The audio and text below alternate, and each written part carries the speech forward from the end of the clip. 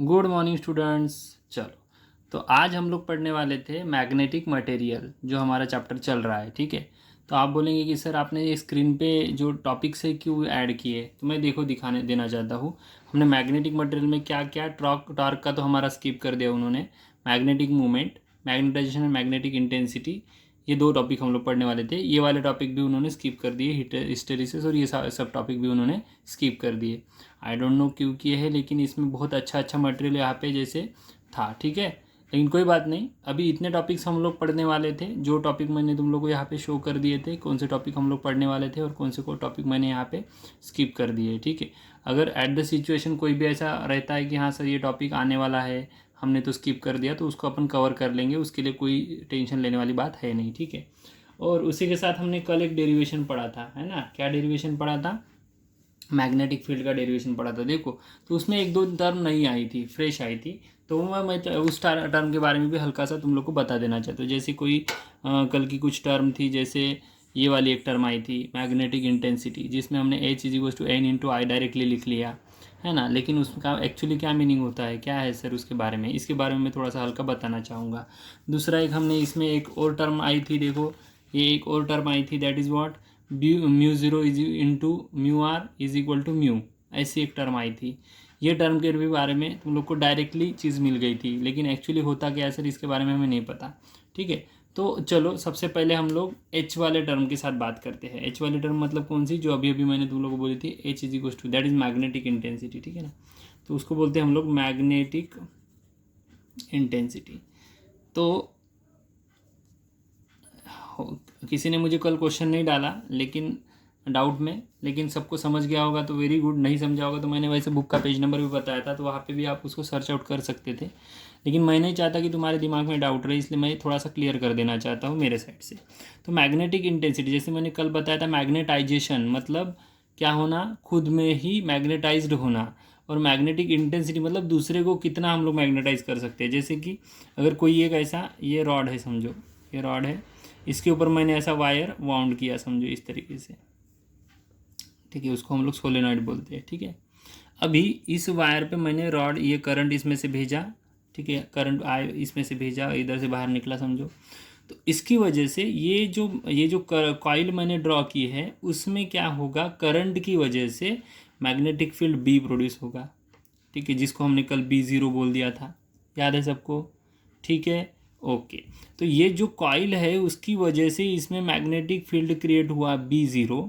ठीक है, और उस मैग्नेटिक फील्ड की वजह से ये अंदर का जो रॉड है इसके ऊपर भी क्या क्रिएट हुआ, हमारा मैग्नेटिक फील्ड क्रिएट हुआ, और उसको हमने बोला था कल BM, याद है सबको? ठीक है, इसकी वजह से जो हुआ उसको B0 बोला था, और इसकी वजह से जो हुआ था उसको BM बोला था, और दोनों का एडिशन कर दिया था। B= क्या किया था हमने, B0 + BM कर दिया था, याद है सबको? ठीक है, तो ये जो हुआ, इसकी वजह से जो BM मैग्नेटाइज हुआ, that is called as magnetization. ठीक है, और इसकी वजह से कितना मैग्नेटाइजेशन हुआ, that is called as magnetic intensity. तो मैग्नेटिक इंटेंसिटी किसकी थी, ये जो सर्कुलर कॉइल है उसकी वो थी मैग्नेटिक इंटेंसिटी। और मैग्नेटिक इंटेंसिटी को किससे डिनोट किया जाता है, H से डिनोट किया जाता है। और वो H किसके साथ डिनोट करेगा, H किसके साथ रिलेट करेगा, क्या था, H=N×I। ठीक है, तो H=N×I, ये हमें फार्मूला कल मिला था, जो मैंने डायरेक्टली पुट किया था। तो वो क्या होता है, N means what, number of turns of coil, this number of turns of coil, and I means what, current, इसमें से कितना करंट जा रहा है। तो इसके number of coils, number of turns, और इसमें से जाने वाले करंट के ऊपर क्या डिपेंड करेगा, हमारा मैग्नेटिक इंटेंसिटी डिपेंड करेगा। तो this is nothing but the called as what, magnetic intensity, which is denoted by H=N×I। या फिर लास्ट में हमें जो इक्वेशन मिला है, देखो इसी की, इसमें मैं बता देता हूँ, B=μ×H। तो B मतलब मैग्नेटिक फील्ड इसमें जितनी क्रिएट हुई है, इज इक्वल टू म्यू मतलब परमेबिलिटी, इंटू H मतलब क्या होता है, मैग्नेटिक इंटेंसिटी, कितनी मैग्नेटिक इंटेंसिटी है, into permeability gives us what, magnetic field. समझ में आया? तो मेरे साइड से मुझे समझा के देना था कि मैग्नेटिक इंटेंसिटी क्या होता है, तो मैंने आज के लेक्चर में आपको ये वाली चीज़ इसमें समझा के दे दी है, ठीक है। अभी और एक चीज़ मुझे इसमें समझा के देनी थी, that is what, mu zero into mu R is equal to mu. तो ये म्यू क्या होता है, what is mean by mu. तो जैसे करंट की केस में मैं थोड़ा बैक जाके समझा के देना चाहता हूँ, तो सब लोग अच्छे से ध्यान देंगे, ठीक है। तो जैसे कि करंट की केस मतलब कौन सी केस, जहाँ पे हमने करंट के साथ रिलेट करना है, ठीक है। तो करंट की केस में क्या होता है, जहाँ पे हमने देखो करंट आई होता है, बराबर है। करंट क्या होता है, कोई भी कंडक्टर होता है, तो इसमें से क्या होता है, करंट पास होता है, ठीक है। तो अभी जब इसमें से करंट पास होता है तो उसमें एक चीज़ होती है, that is called as what, resistance. सबको पता है रेजिस्टेंस नाम की चीज़ होती है। इसमें से करंट जा रहा है तो हम लोग ऐसी कोई चीज़ लेते हैं, यहाँ पे बैटरी सप्लाई ले लिया, तो यहाँ पे जब करंट जाएगा तो इसको हम लोग क्या बोलते हैं, रेजिस्टेंस बोलते हैं। यहाँ पे हम लोग रेजिस्टेंस लगा देते हैं इस तरीके का, ठीक है। तो इसमें से जो करंट जा रहा आए वो रेजिस्टेंस था। तो रेजिस्टेंस क्या करता है, अपोज करता है। रेजिस्टेंस क्या करता है, opposition to the flow of current when the potential is applied to the circuit, ठीक है। तो ये रेजिस्टेंस मतलब अपोजिशन हो गया, ठीक है, अपोजिशन। तो इसमें जिस तरीके से अपोजिशन है मतलब रेजिस्टेंस है, वैसे सपोर्ट करने वाला भी कोई होगा, that is called as C, conductance. उसको क्या बोलते हैं, कंडक्टेंस बोलते हैं, ठीक है। जैसे अपोजिशन है रेजिस्टेंस, वैसे ही सपोर्ट है कंडक्टेंस, ठीक है। And R is nothing but the reciprocal of conductance, या फिर C is nothing but the reciprocal of resistance होता है, ठीक है। इतना समझ में आया। In case of current, in case of what, current की केस में, इलेक्ट्रिक केस में ऐसा होता है, ठीक है। सेम ही सिचुएशन में मैग्नेटिक में लाना चाहता हूँ, सबको समझ में आया इतना। तो सेम ही चीज़ अगर मैं मैग्नेटिक में लाना चाहूँगा, मैग्नेटिक फील्ड में, या फिर मैग्नेटिक सपोर्ट में, या फिर मैग्नेटिक सिचुएशन में अगर लाना चाहूँगा, तो कोई भी मैग्नेट जो होता है ना, एन और एस पोल, देखो मैं पॉइंट पे आ रहा हूँ, ठीक है, धीरे धीरे आ जाऊँगा लेकिन आ रहा हूँ पॉइंट पे। तो देखो यहाँ पे एन और एस पोल से हमारे ऐसे फ्लक्सेस निकलते हैं, ठीक है, फ्लक्सेस निकलते हैं। तो ये फ्लक्सेस को भी अपोज करने वाला, मतलब फ्लक्सेस को रिड्यूस करने वाली एक चीज़ होती है, दैट इज कॉल्ड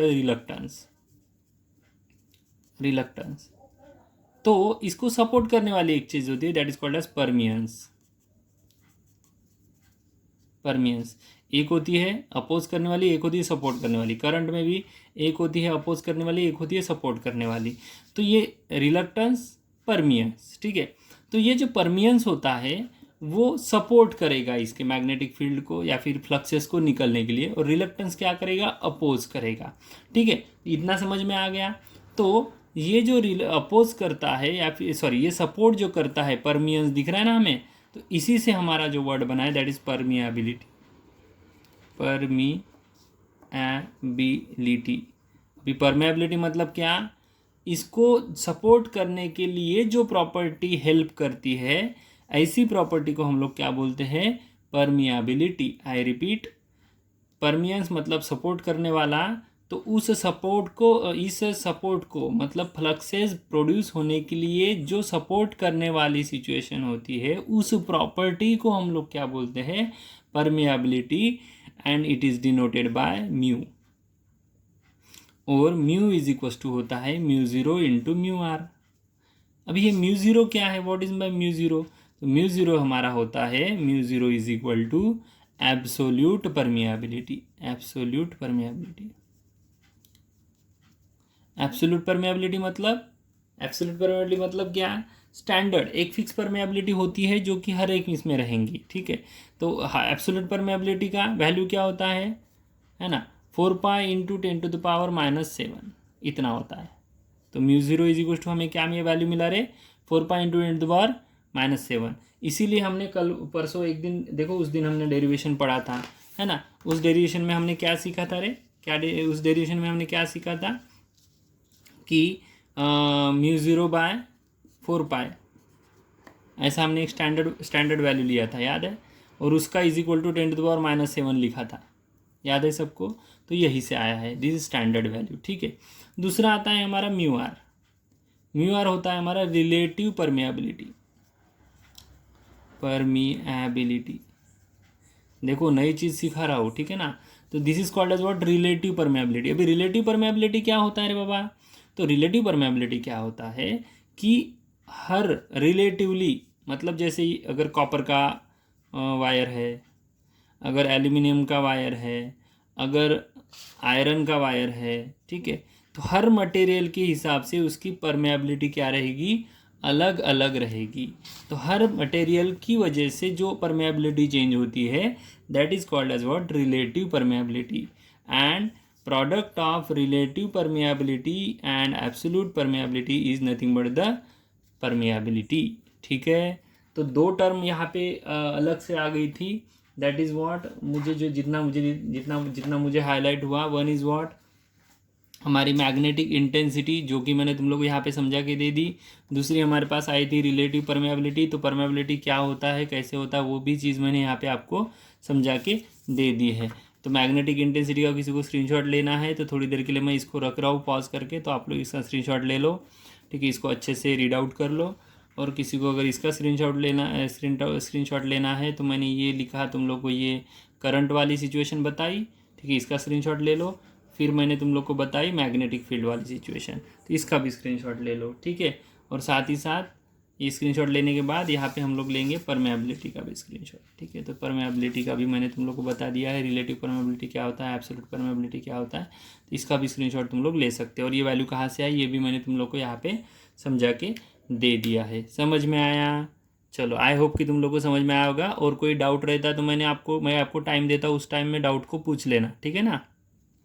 चलो, तो आई होप कि किसी को कोई डाउट नहीं रहेगा। जो भी टर्म इसमें आई थी जो कि हमारे लिए अननोन थी, उन टर्म को मैंने क्या किया है, क्लियर आउट कर दिया है मेरे साइड से। तुम्हारे साइड से अगर कुछ लगता है कि सर ये वाला पॉइंट मुझे नहीं समझा है, तो तुम लोग को पता है, कॉल करके भी पूछ सकते हो, या तो फिर हम लोग डायरेक्टली मुझे क्वेश्चन डाल दो, मैं दूसरी क्लास में उसको एक्सप्लेन कर रहा हूँ हर बार, ठीक है। अभी मैंने जो जो टॉपिक तुम लोग को मैग्नेटिक मटेरियल में बताए थे वो पूरे टॉपिक अपन ने कवर कर लिए हैं, ठीक है। इसके अलावा भी torque acting on magnetic field, मतलब मैग्नेटिक डायपोल मतलब क्या होता है कि ये समझो मैग्नेट है, ये जब ऐसा घूमेगा तो घूमने के वक्त कितना टॉर्क एक्ट होता है उसके बारे में जानकारी थी, जो कि स्किप आउट कर दिया है। देन उसके बाद हमारे पास जो मैग्नेटिक प्रॉपर्टीज़ ऑफ मटेरियल, जैसे उसमें डायमैग्नेटिक, पैरामैग्नेटिक, फेरोमैग्नेटिक, मतलब क्या होता है, डायमैग्नेटिक मतलब जिसमें मैग्नेटिज्म तो होता है लेकिन बहुत कम होता है, जो किसी को डायरेक्टली अट्रैक्ट नहीं करता है। पैरामैग्नेटिक मतलब ऐसा मैग्नेटिज्म जो कि हल्का हल्का होता है, जैसे पानी में वगैरह होता है, ठीक है ना। और फेरोमैग्नेटिक मतलब बहुत ही स्ट्रांग, जैसे आयरन, कोबाल्ट, निकेल हो गया, है ना, आयरन हो गया, जो कि बहुत ही स्ट्रांग होता है ना। तो फेरोमैग्नेटिक में स्ट्रांग मैग्नेटिक मटेरियल जो कि बहुत स्ट्रांगली अट्रैक्ट करते हैं मैग्नेट को। पैरामैग्नेटिक मतलब थोड़े से कम, और डायमैग्नेटिक मतलब बहुत ही कम। ऐसा उसमें एक पॉइंट था। हिस्टेरेसिस मतलब कोई भी मटेरियल को मैग्नेटाइज करने वाला पॉइंट था। परमानेंट मैग्नेट मतलब हर बार हम लोग निकालते हैं एन और एस पोल वाला, देखो ऐसा वाला निकालते हैं ना, देखो ऐसा वाला निकालते हैं, है ना, एन और एस पोल, जिसमें ऑलरेडी मैग्नेटिज्म होता है। और इलेक्ट्रोमैग्नेट, ये जो इलेक्ट्रोमैग्नेट मतलब कौन सा होता है, इलेक्ट्रोमैग्नेट मतलब कौन सा होता है, जैसे रॉड ले लिया और इसके ऊपर वायर बाउंड किया, है ना, इसके ऊपर वायर बाउंड किया, और जब इसमें से मैं करंट भेजूंगा तो इसमें जो मैग्नेटिज्म क्रिएट होता है, that is called as electromagnet. और मैग्नेटिक शील्डिंग मतलब क्या होता है कि मैग्नेटिज्म क्रिएट करके मैं किसी को हार्डनिंग या फिर एनी अदर पर्पज़ के लिए यूज़ करता हूँ, that is called magnetic shielding. चलो ठीक है, पॉइंट तो स्किप कर दिए थे, लेकिन मैंने हल्का हल्का सभी के बारे में तुमको रिवीजन दे दिया।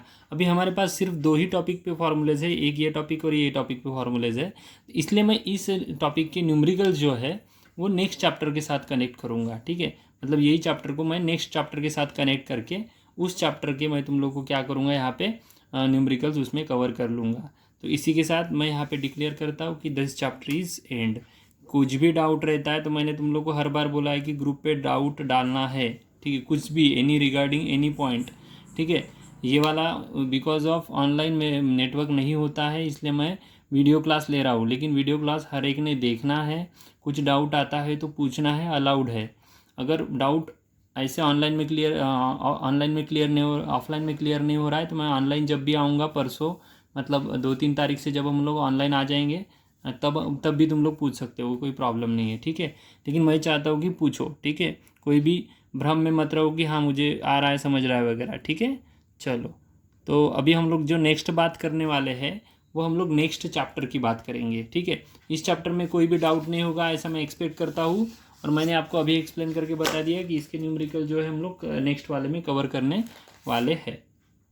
ठीक है, ऑल क्लियर, ओके। तो चलो अभी हम लोग आज नेक्स्ट टॉपिक शुरू करने वाले हैं, that is what, electromagnetic induction. तो आज हम लोग नया चैप्टर शुरू करने वाले हैं, इलेक्ट्रोमैग्नेटिक इंडक्शन। ठीक है, तो इलेक्ट्रोमैग्नेटिक इंडक्शन में भी वही प्रॉब्लम हुआ है। कौन सा प्रॉब्लम, कि कुछ पॉइंट्स उन्होंने कवर किए हैं और कुछ पॉइंट्स उन्होंने निकाल दिए हैं। तो उसमें कि कौन से पॉइंट्स इसमें कवर हुए हैं और कौन से पॉइंट निकाले हैं, इस बारे में मैं हर बार आपको बोल चुका हूँ कि जो भी रनिंग टॉपिक है उसके बारे में मैं आपको तभी के तभी बताऊँगा, और जो बाद वाले टॉपिक है वो उसके बारे में आपको बाद में बताऊँगा। अगर समझो 2 तारीख तक के जो भी हम लोग ऐसे ऑनलाइन ऑफलाइन लेने वाले हैं वीडियोज़ में, अगर ये आपको सबको पसंद आता है और आपकी इच्छा रहेगी कि हाँ सर ऐसे ही कंटिन्यू रखो, तो मैं यही कंटिन्यू रखना चाहूँगा एंड तक।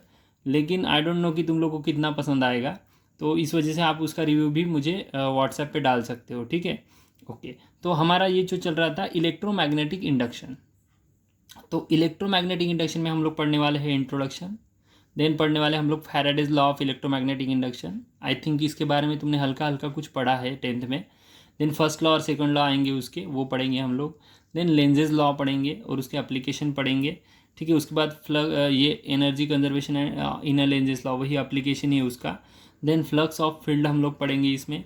Then motion in electromotive force पढ़ेंगे, मोशनल इलेक्ट्रोमोटिव फोर्स। ठीक है, देन हम लोग induced EMF in stationary coil in a magnetic field, then generator back EMF, introduction to the energy transfer, then eddy current, then self induction, mutual induction, transformer, energy stored in magnetic field, then energy density in the magnetic field।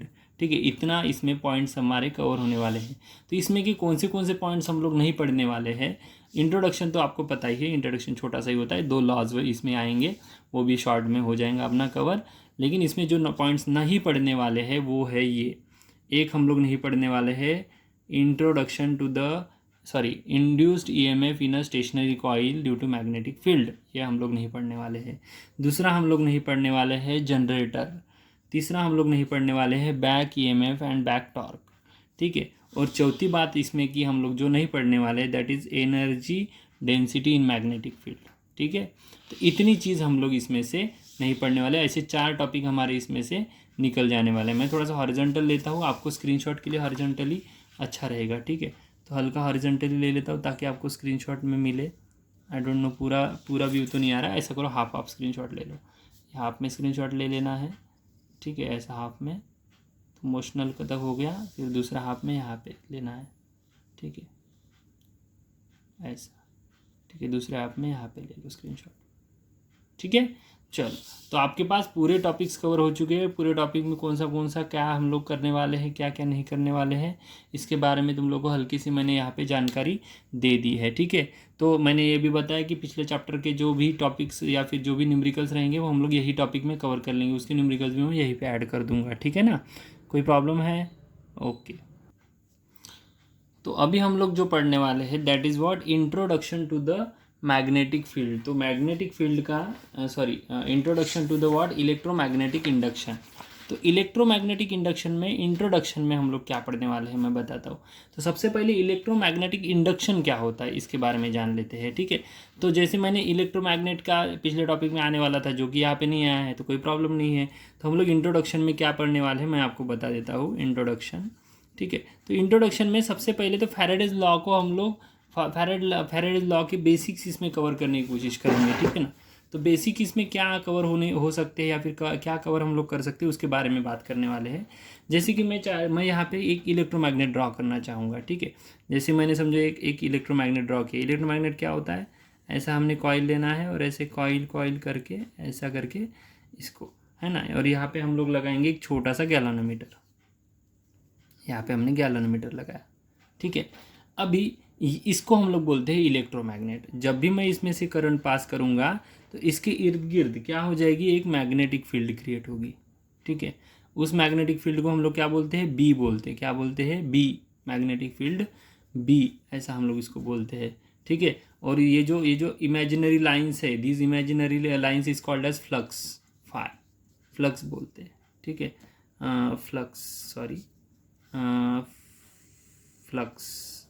ठीक है, ऐसा हम लोग इसको बोलते हैं, flux phi. ठीक है, फ्लक्स फाई हम लोग इसको बोलते हैं। ठीक है, तो ये फ्लक्स हमने यहाँ पे देखा कि इस तरीके से यहाँ पे फ्लक्स जनरेट हो रहे हैं। ठीक है, अभी ये जो फ्लक्स जनरेट हो रहे हैं इसके पास में मैं क्या करता हूँ, और एक मैग्नेट लेके जाता हूँ, और एक मैग्नेट लेके जाता हूँ। ठीक है, ये हमारा कॉइल हो गया। ठीक है, और ये हमारा गैल्वेनोमीटर हो गया, यहाँ पे हमारा करंट हो गया आई। ठीक है, और मैं क्या करता हूँ, इसके पास में एक कॉइल लेके जाता हूँ which having N and S pole. तो ये जो हुआ, this is our permanent magnet, this is electromagnet. ठीक है, अभी जब मैं इसको इसके पास में लेके जाऊंगा तो इसमें भी कुछ ना कुछ सम सॉर्ट ऑफ फ्लक्सेस रहेंगे। तो जब मैं इसको पास में लेके जाता हूँ तो आई ऑब्जर्व दैट कि ये गैल्वेनोमीटर इस तरफ डिफ्लेक्शन दिखाता है। ठीक है, अभी लोग सर बोलेंगे आप इसमें क्या वेरिएशन है। हाँ, वेरिएशन हो गया। कैसे हो गया, देखो कि जब मैं इसको पास में लेके जा रहा हूँ तो इसकी वजह से इसमें क्या हो रहा है, ईएमएफ इंड्यूस हो रहा है, एंड बिकॉज ऑफ दैट इसमें क्या हो रहा है, डिफ्लेक्शन प्रोड्यूस हो रहा है। ठीक है, वैसे ही सेम सिचुएशन में और एक निकालता हूँ यहाँ पे। ठीक है, और एक सिचुएशन निकालता हूँ, ऐसी सेम सिचुएशन निकालता हूँ इस तरीके से। ठीक है, बस इस सिचुएशन में चेंज क्या रहेगा, देखो मैं बताता हूँ। चेंज ये रहेगा कि हमारा जो ये जो हमारा मैग्नेट है, मैं इसको दूसरी तरफ लेके जा रहा हूँ। ठीक है, अभी जब मैं मैग्नेट को दूसरी तरफ लेके जाऊंगा तो इसका डायरेक्शन ऑफ करंट क्या हो जाता है, चेंज हो जाएगा। और डायरेक्शन ऑफ करंट चेंज होने की वजह से अभी हमारा गैल्वेनोमीटर जो है वो दूसरी तरफ ये दिखाएगा, दूसरी तरफ डिफ्लेक्शन दिखाएगा। ठीक है, ये पहले में पहली तरफ दिखाया, दूसरे में दूसरी तरफ दिखाया, और एक मैं तीसरी सिचुएशन ड्रॉ करूंगा यहाँ पे ऐसी। तीसरी सिचुएशन, ये गैल्वेनोमीटर की तीसरी सिचुएशन। ठीक है, इन दैट केस मैं इसको एन और एस पोल को कहीं पे भी मूव नहीं करूँगा। There is no moment of that कि क्या मैग्नेट। अगर मैं ये मैग्नेट को कहीं पे भी मूव नहीं करता हूँ, इन दैट केस मेरा जो पॉइंटर है वो स्टेबल रहता है। There is no deflection in that situation. अभी देखो, मैं तुम लोगों को एक हॉरिजॉन्टली इसको रख के तुम स्क्रीनशॉट ले सकते हो इसका। मैं थोड़ा सा हल्का हॉरिजॉन्टली रख के उसको स्क्रीनशॉट ले लो। हाँ, ले लिया, ओके। चलो, तो पहली सिचुएशन के बारे में बताता हूँ।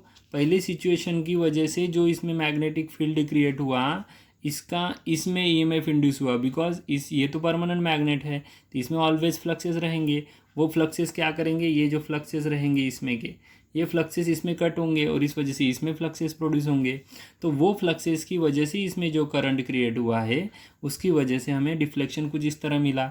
और वही अगर मैं वही मैग्नेट को दूर लेके जा रहा हूँ, है ना, वही मैग्नेट को क्या कर रहा हूँ, दूर लेके जा रहा हूँ, है ना, तो दूर लेके जब जाता हूँ देन इसमें जो फ्लक्सेस है वो दूसरी साइड में क्रिएट होंगे, मतलब कम क्रिएट होंगे, और इसकी वजह से इसके करंट की डायरेक्शन क्या हो गई, अभी चेंज हो गई। और जब भी करंट की डायरेक्शन हुई, डिफ्लेक्शन मुझे दूसरी डायरेक्शन में मिलेगा।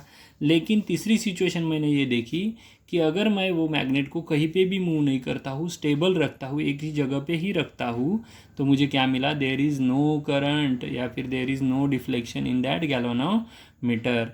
मतलब इस पर से हमें क्या पता चला रे, क्या पता चला कि जब भी कोई कॉइल होती है उसका जो होता है मोशन, इसमें चेंज इन फ्लक्स होना बहुत ज़्यादा ज़रूरी है। तो सबसे बहुत मोस्ट इम्पॉर्टेंट चीज़ हमें क्या पता चली, there is required a change in flux.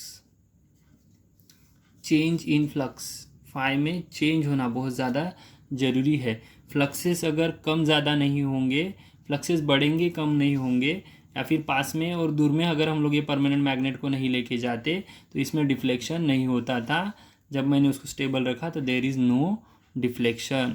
और यही हमारा बेसिक फंडा है किसका रे, फैराडेज लॉ के इंट्रोडक्शन का, या फिर Faraday's law of electromagnetic induction का।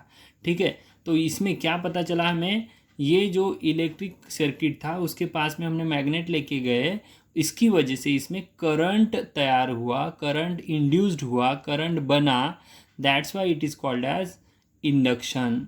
उसी को इंडक्शन बोला जाता है। और इसको क्या बोला जाता है, मैग्नेट की वजह से हुआ इसलिए इसको इलेक्ट्रोमैग्नेटिक इंडक्शन बोला जाता है। क्या बोला जाता है, इलेक्ट्रोमैग्नेटिक इंडक्शन। समझ में आया, समझ में आया बच्चों, okay.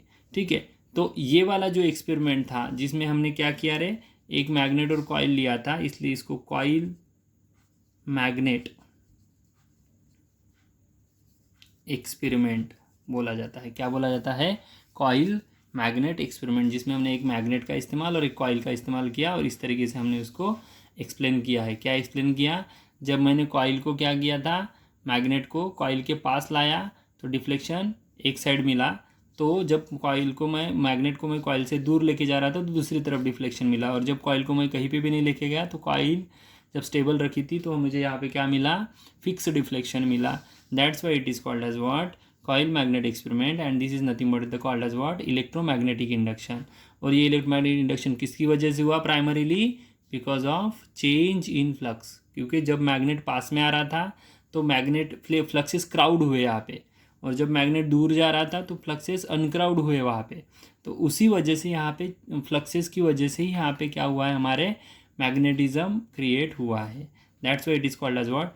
Magnetic electromagnetic induction, and because of what? Change in flux. ठीक है, तो इस चेंज इन फ्लक्स के वर्ड को हमेशा के लिए बहुत अच्छे से याद रखना है। ठीक है ना। अभी दूसरा जो हम लोग एक्सपेरिमेंट इसी में पढ़ने वाले हैं, that is what? Coil experiment. Coil experiment. अभी कॉइल एक्सपेरिमेंट क्या होता है कि मैंने क्या किया, एक कॉइल लिया इस तरीके से, ठीक है, इस तरीके से मैंने एक कॉइल लिया और इसके बाजू में ही दूसरा कॉइल लिया इस तरीके से। ठीक है, अभी ऐसे मैंने दो कॉइल्स लिए। एक कॉइल को क्या किया? बैटरी सप्लाई दिया। पहले तो रेओस्टेट लगाया एक, फिर बैटरी सप्लाई दिया। ठीक है, माइनस प्लस, की भी लगा सकते हो यहाँ पे कहीं पे। ठीक है, की लगाना भी ज़रूरी है वैसे, लेकिन नहीं लगाया तो भी कोई प्रॉब्लम नहीं है। ठीक है, ऐसा एक रेओस्टेट लगाया, इसको रेओस्टेट बोलते हैं, RH रेओस्टेट लगाया। ठीक है, और ये इसको कॉइल 1 बोलूँगा मैं। ठीक है, इसको कॉइल 2 बोलूँगा। ठीक है, इसको कॉइल 1 बोलेंगे, इसको कॉइल 2 बोलेंगे, और कॉइल 2 में लगाऊंगा मैं गैल्वेनोमीटर हमेशा की तरह।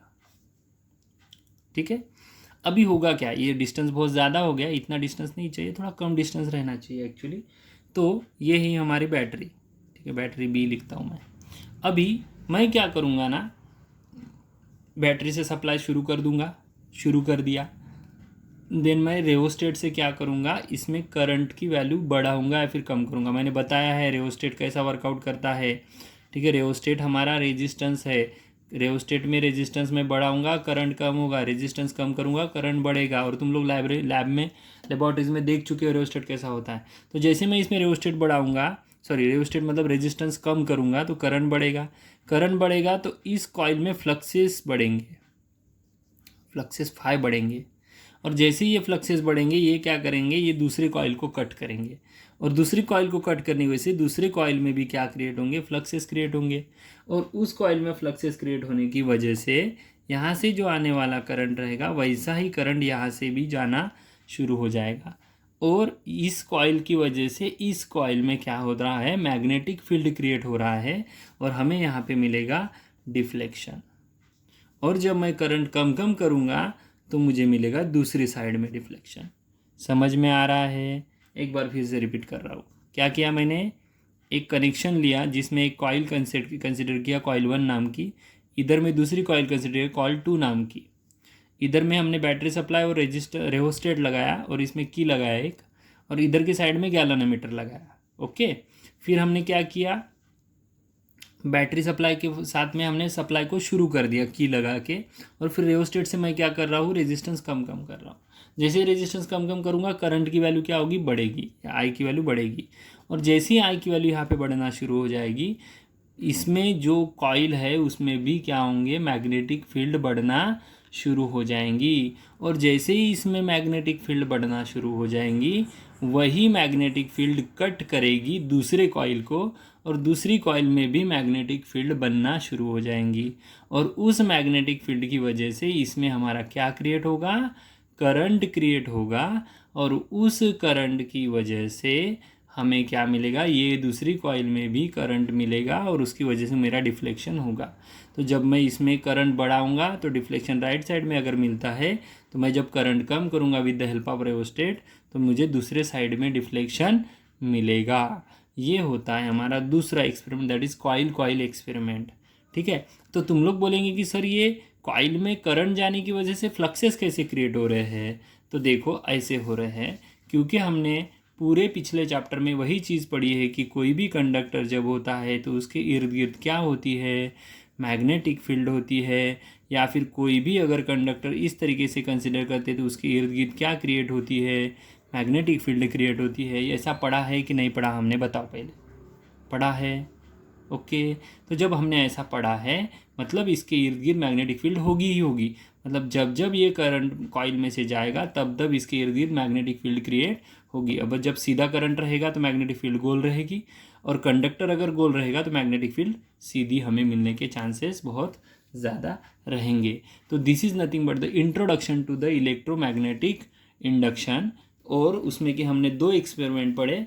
एक हमने कौन सा एक्सपेरिमेंट पढ़ा रे, कॉइल मैग्नेट एक्सपेरिमेंट, जिसमें हमने क्या किया, एक कॉइल के पास मैग्नेट को पास में लाए फिर दूर लेके गए, पास में लाए फिर दूर लेके गए। और दूसरी केस में हमने क्या पढ़ा, एक कॉइल को दूसरे कॉइल के साथ रखा और एक कॉइल में करंट भेजा तो उसका ही उतना ही करंट हमारे दूसरी कॉइल में भी जनरेट हुआ है। आप बोल रहे होंगे सर बीच में तो कुछ भी नहीं है, देयर इज़ अ गैप, तो फिर इसका करंट इसमें जनरेट होता है क्या? हाँ होता है, ऐसा होता है, ठीक है। इट इज़ प्रैक्टिकली प्रूवन, ठीक है। And this is nothing but the called as electromagnetic induction. और ये जो परफॉर्मेंस होती है ना वो ट्रांसफार्मर में होती है। ट्रांसफार्मर नाम की चीज़ तुम लोगों ने अगर सुने होंगे तो ये परफॉर्मेंस, ये वाला जो कॉइल एक्सपेरिमेंट है ये प्रैक्टिकल एग्जांपल ऑफ ट्रांसफार्मर है, ठीक है। तो ये हो गया हमारा introduction to the magnetic field या फिर इलेक्ट्रोमैग्नेटिक। तो इसी के साथ, इंट्रोडक्शन के साथ ही मैं फैराडेज लॉ को शुरुआत करना चाहूँगा, that is Faraday's law of electromagnetic induction. और उसमें का मैं पहले लॉ के बारे में तुम लोग को बताना चाहूँगा। तो पहले लॉ का स्टेटमेंट क्या है तुम लोग देख लेंगे, फिर हम लोग नेक्स्ट टॉपिक लगे तो कल कवर कर सकते हैं, ठीक है। तो हम लोग आज जो पढ़ने वाले हैं that is what, Faraday's law of electromagnetic induction. और उसमें का फर्स्ट लॉ ऑफ फैराडे, या फिर फर्स्ट लॉ भी बोला तो भी चलेगा, ठीक है। First law of Faraday. तो फर्स्ट लॉ क्या बोलता है फैराडे का फर्स्ट लॉ हमें क्या बोलता, तो मैं उसको लिख के देना चाहूँगा कि फर्स्ट लॉ हमें क्या बोलता है। तो क्या बोलता है मैं यहाँ पे लिखता हूँ, whenever there is whenever there is change of magnetic flux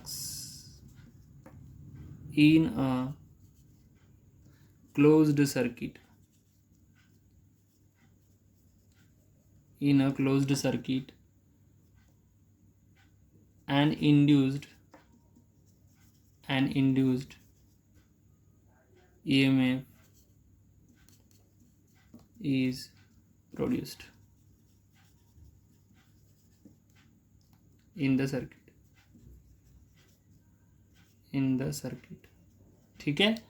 तो फर्स्ट लॉ ऑफ फैराडे मध्ये या फिर Faraday's law first law of Faraday's क्या होता है हमारा, whenever there is a change in magnetic flux in closed circuit in a closed circuit and induced EMF is produced in the circuit, ठीक है। तो हमें सीधा सीधा उन्होंने क्या बोला है, मैंने जो भी तुम लोगों को इसके पहले बोला था, जो हमने इसके एग्जैक्ट पहले बात पढ़ी थी, क्या बात पढ़ी थी कि जब तक उसमें चेंज इन फ्लक्स नहीं होता है उसमें मैग्नेटिक फील्ड प्रोड्यूस नहीं होगा। वही चीज़ फैराडे ने ऑब्जर्व की और फैराडे ने हमें बताया कि whenever there is a change in magnetic flux in close circuit and induced EMF is produced in the circuit.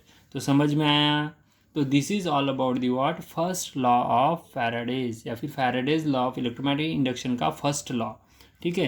तो Faraday's law of magnetic induction का फर्स्ट लॉ मैंने तुम लोगों को समझा के दे दिया है। उसी के साथ हम लोग कल पढ़ेंगे सेकेंड लॉ, और फिर उसी के साथ सेकेंड लॉ के साथ ही हम लोग कल पढ़ेंगे नेक्स्ट जो हमारा लेंजेस लॉ और लेंजेस लॉ के बारे में आगे की जानकारी, ठीक है। तो ऐसे करते करते हमारे जो भी टॉपिक्स है वो धीरे धीरे करते हुए बहुत अच्छे से ख़त्म हो जाएंगे।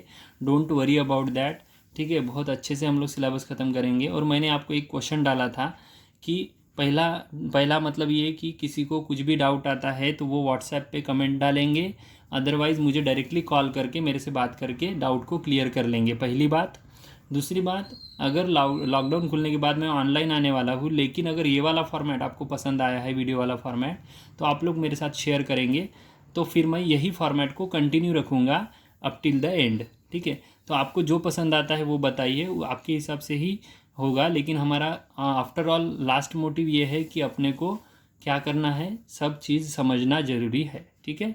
और ऐसा भी कर सकते हैं हम लोग, वीडियो रिकॉर्ड करने के अलावा मैं ऑनलाइन में ही तुम लोग को इस तरीके से पढ़ा सकता हूँ, ये भी प्रोविज़न अपने पास अवेलेबल है, तो वैसे भी हम लोग कर सकते हैं। तो जो भी आपको पसंद आता है, जब ऑनलाइन क्लास में हम लोग लाइव आ जाएंगे तो उस दिन मेरे साथ शेयर कर देना, ठीक है। लेकिन आज के लिए हमारे साथ हमारा ये जो इंट्रोडक्शन का और फैराडेज लॉ जो मैंने स्टार्टअप किया है वो हमारा यहाँ पे ख़त्म हो जाता है। पिछले चैप्टर के न्यूमेरिकल अगले ये वाले टॉपिक के एंड में हम लोग कवर करेंगे, और इस टॉपिक के जो जो भी पॉइंट्स कीप हुए हैं वो भी मैंने तुम लोग को बता दिए हैं। तो वीडियो में से पॉज करके सब चीज़ें नोट डाउन कर लेना है। कल मिलेंगे, बाय बाय। चलो।